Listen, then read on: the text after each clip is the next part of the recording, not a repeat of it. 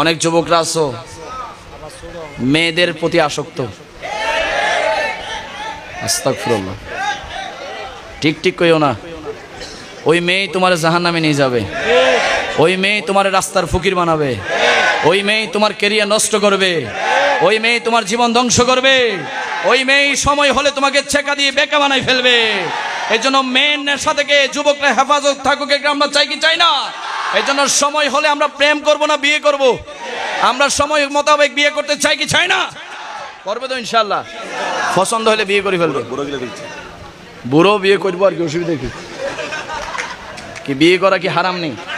কয়টা পর্যন্ত অনুমতি আছে? কার জন্য? যার তৌফিক আছে, যে নিজে খাইতে পারে না, যদি 60টা করে এর উপর কিয়ামত নামবে না? একটা মায়েরও কি মাটিতে পড়বে? এই জন্য যার তৌফিক আছে তার জন্য একাধিক বিয়ে। আমার বুড়ো বাবার যদি তৌফিক থাকে, শরীরে ক্ষমতা থাকে, করার দরকার আছে না নাই? বলেন, আমরা মিলেমিশে করাই দেই। এই জন্য যুবক ভাইরা, প্রেম করবা না বিয়ে করবা?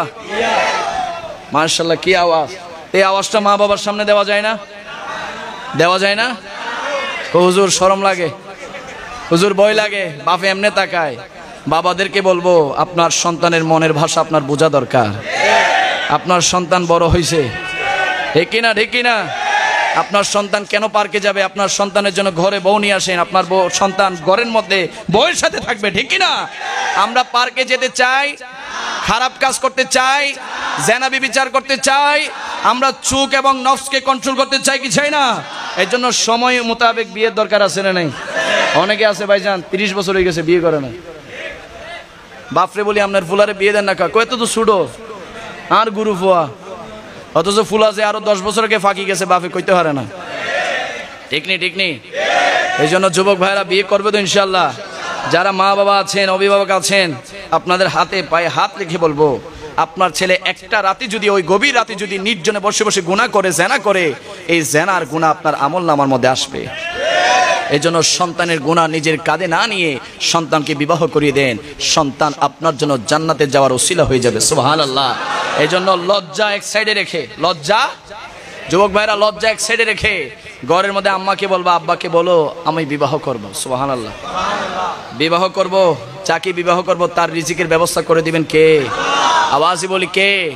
কেউ কি না খাই মরে? গুস্তের জায়গায় ডিম খাইবেন আর কি? গুস্তের জায়গায় আলু ভাজি খাইবেন আর কি? ডাইল খাবেন আর কি? তারপরে স্বামী স্ত্রী যদি একটা প্লেটে একসাথে বসে বসে খায়, এখানে কি মহাব্বত আছে না নাই? ওই মহাব্বত আমার যুবক ভাইরা চাই কি চাই না? ও মারে, তারা যেমনে চাইতেছে, আলহামদুলিল্লাহ, এটা ভালো। তো চাইতে হলে কাজ করতে হবে, ঠিক কিনা? যারা পড়ালেখায় ভালো, পড়ালেখা করবে। পড়ালেখায় যদি মনোযোগ না বসে, দরকার নাই পড়ালেখা, কাজে ঢুকে যাবে, ব্যবসায় ঢুকে যাবে, চাকরিতে ঢুকে যাবে, বিদেশে চলে যাবে, টাকা কামিয়ে নিজের পায়ে নিজে দাঁড়িয়ে যোগ্যতা অর্জন করে বিয়ে করে নেবে।